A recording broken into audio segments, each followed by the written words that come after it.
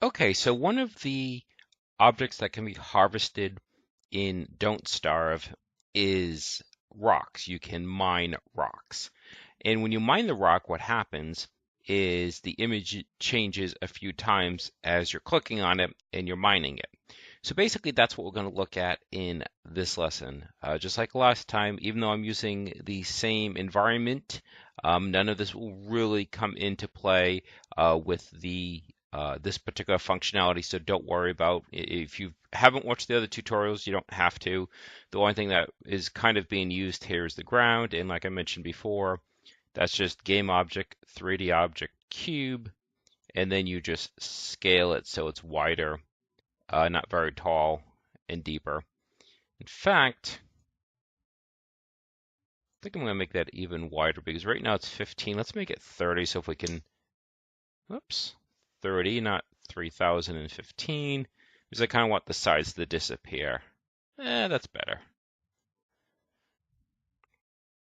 Okay, so first thing we need to do is bring the images in.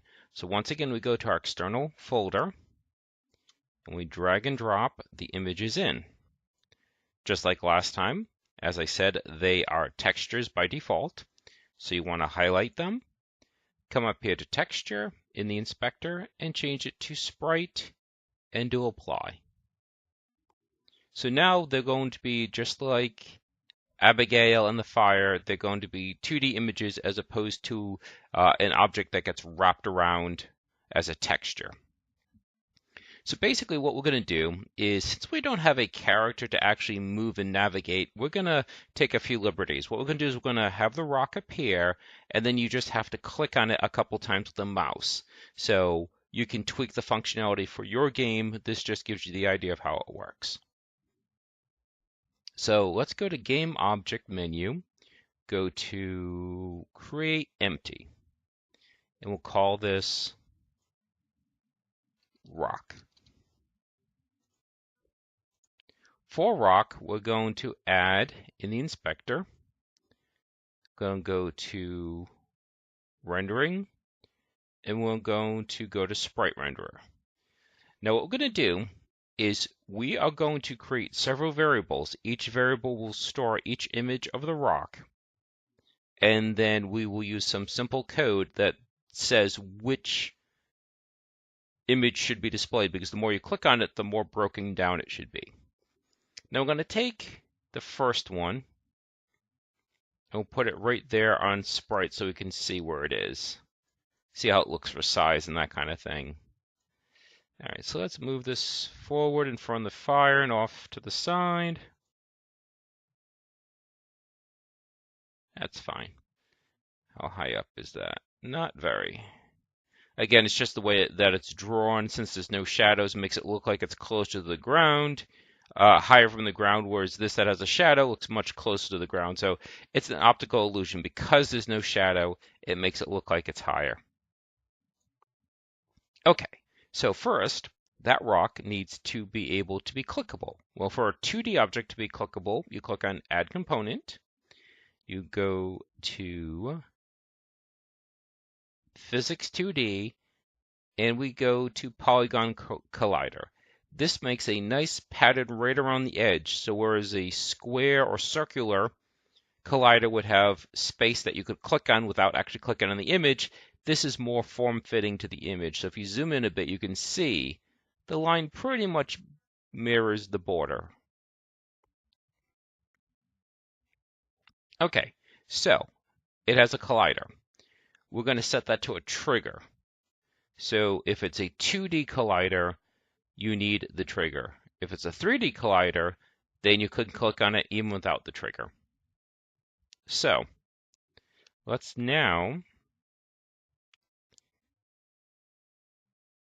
add a script to it. So right click, create C#, and we'll call this rock con, short for rock control. Now technically, if you have a similar, like this is going to have 1, 2, 3, 4, 5 images.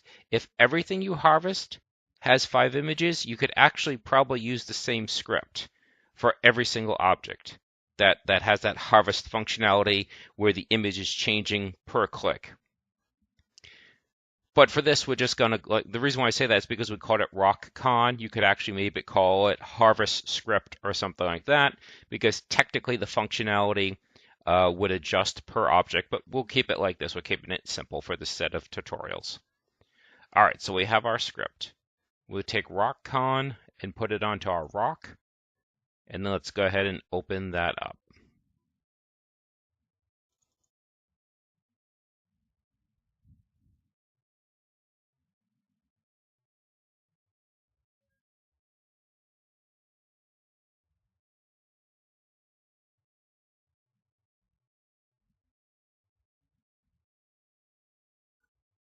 And we'll zoom in with Control and the scroll wheel. I guess that's good enough. And what we're going to do is we're going to do public. And this is a different type of variable that I don't think we've used yet. Public Sprite. And we'll call this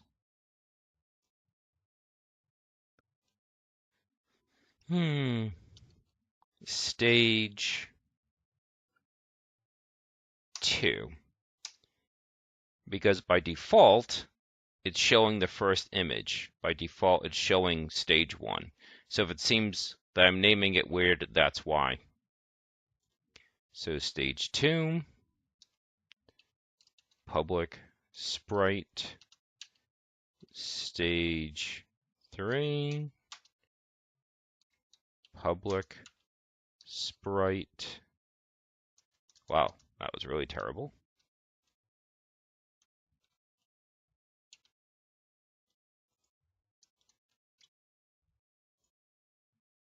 Stage 4. And I said there's 5 of them. So 1, 2, 3, 4, 5. So public Sprite stage 5.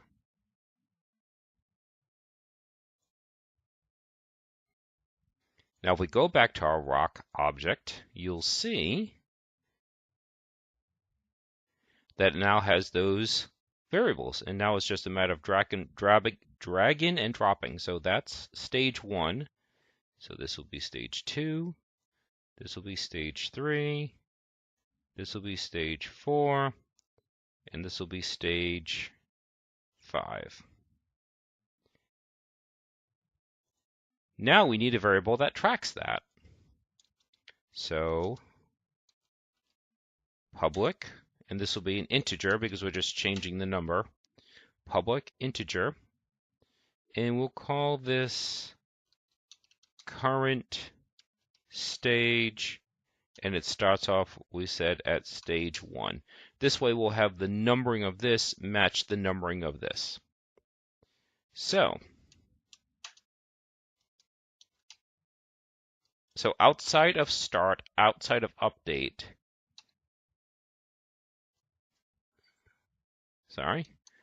void on mouse down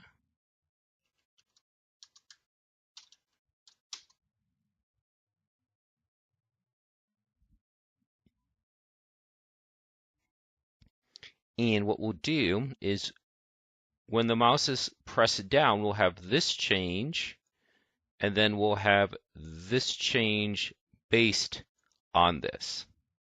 So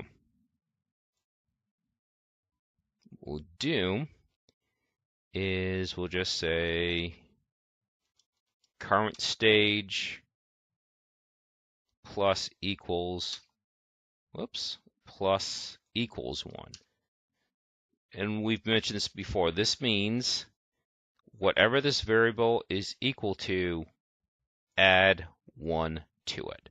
So you're not setting current stage to the number 1, you're adding 1 to whatever its current value is.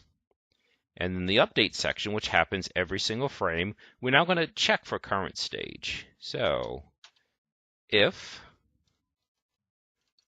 current stage equals 2, then we want something to happen. Get component, sprite renderer, sprite equals, and we want it to be equal to one of these variables. So stage 2. And now we're almost done. It's basically just rinse and repeating this check for each value. Yes, you could use something known as case. Honestly, I find very little difference between if and case. They function very similarly. Not 100%, but similar. So if it's equal to 3, then Sprite should be stage 3.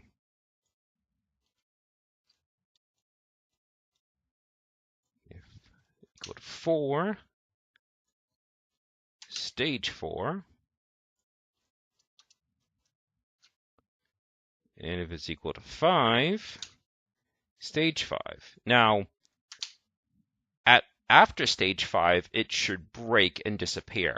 But that's the next thing. We want to make sure this functionality is working first. Haven't used a 2D click in a 3D environment. I don't think this has to be modified for 2D though. We'll find out really fast. Okay, so let's take a look. Because as soon as I click on it, it should change. And it did. Oh, that's right. We also have the click changing her. And again, and again, and again. And now it won't change anymore. So at that point, it should then destroy. Now, it takes multiple clicks to get each stage. So you'd have to do something like this checks that it doesn't increase 1. It increases, say, well, I suppose what you could do is you could have this be increased by 1, but these would be changed to say 4, 6, 8, and 10. So it takes 2 clicks to change, and then at that point you don't really have the matching anymore. But I'll show you how that works though. So let's see. So 3, actually it'd be 3, 5, 7, 9. Would that do it? So we'll play this again. So 1, 2, 3, 4, 5, 6, 7, 8. Perfect. So now it takes multiple clicks. So you do lose, this no longer matches this, but that's okay. It's nice for it to match, but it's not the end of the world. And then what we do is, I'll just type this out because I have to make a lot of changes versus what the previous ones say. So if current stage, and just so it doesn't accidentally skip it somehow, we'll do greater than. If it's greater than 11,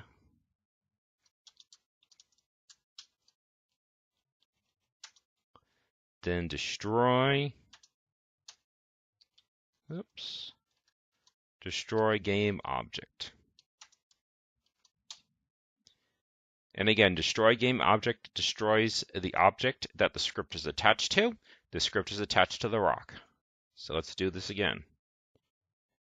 So 1, 2, 1, 2, 1, 2, 1, 2, 1, 2, 3. And at that point, you would then have the loot be instantiated. So you'd have like a mini rock or something be instantiated. So let's make something really quick. Suppose we could use the same image, but scale it down really tiny.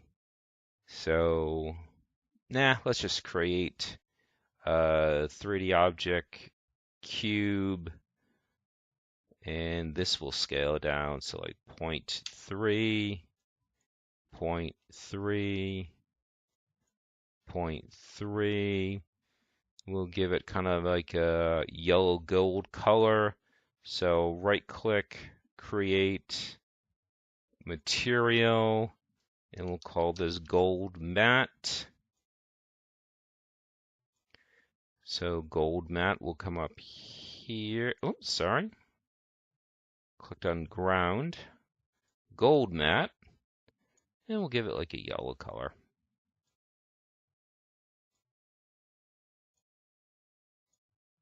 And we take that cube, we put the gold matte on it, and we'll just rename this NUGGET, so nugget for gold.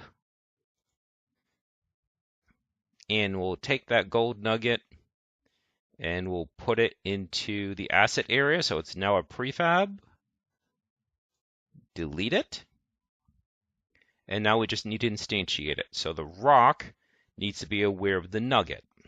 So we'll go back into our script.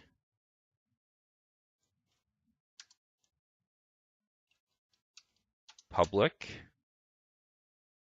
transform, capital T, and we'll call this gold nugget. I don't think I mentioned it in this tutorial, but when you make larger projects, you're going to have lots and lots of variables. So you might want to start coming up with a naming convention. So when you see it in the list, you'll know what it is. So if I'm using a variable that's referencing an object, I tend to put obj after it. That's completely arbitrary. You don't have to, but trust me, when you start getting dozens and dozens of variables and you want to keep track what they do, when you see them popping up in the list, rather than having to reference, something you've written down or your notes, by seeing the suffix, what you've appended at the end, it gives you an idea of what the object is. So is it an object? Is it a variable? What kind of variable is it? You don't have to, it's just a thought. So we'll save that. So here's rock. Here's the script attached to it. There's the gold nugget. We'll put the nugget there. And this is where it gets destroyed. So we want to instantiate. So instantiate that prefab. So when you instantiate, you have three arguments. What is instantiated, where it is instantiated, and its rotation. So what is being instantiated is the gold nugget. And this is what I'm talking about. See how it pops up in the list? I see the OBJ. I said, okay, that's a game object. Because if I have 20 or 30 things in there, that gives me a quick reminder. So we're going to have it instantiate at transform.position, which is the position of the object the script is attached to. The script is not attached to the gold nugget. It's attached to the rock. So it's going to instantiate at the rock's position.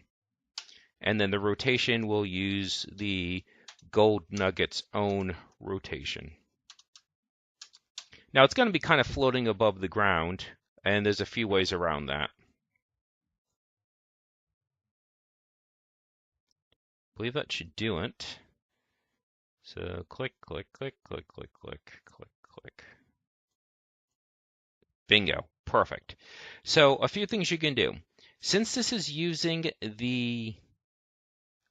the position of the rock, every object, when you choose its position, it's using a certain point, okay?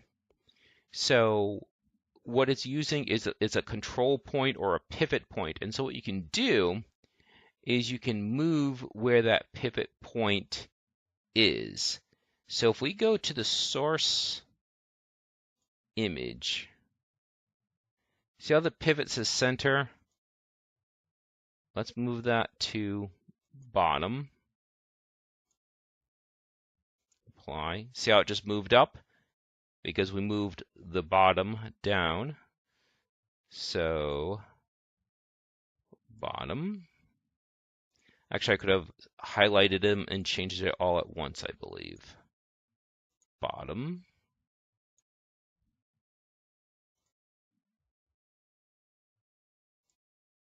bottom, and bottom. Now we just reapply this.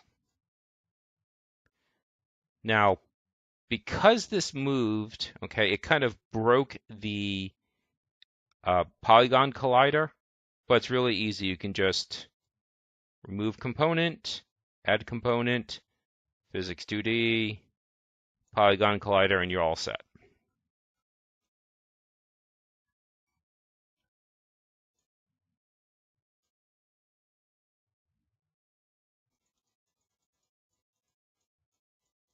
There you go. And now it's on the ground. Actually, it's through the ground, but that's okay. You get the idea. You could actually move that pivot more precisely, or you can tweak the actual location of the block itself. Like for instance, I just used transform to dot position. You could actually break this down into the X, Y, and Z coordinate, and in this case, it's the Y coordinate. You'd make it be slightly higher. So I think that should do it for this tutorial. That really gave us what we wanted. I'm not going to go into the actual picking up of that item because that really has to do with looting and inventory, and that in itself is a tutorial. So maybe the next one will deal with inventory. Okay, so that should about do it.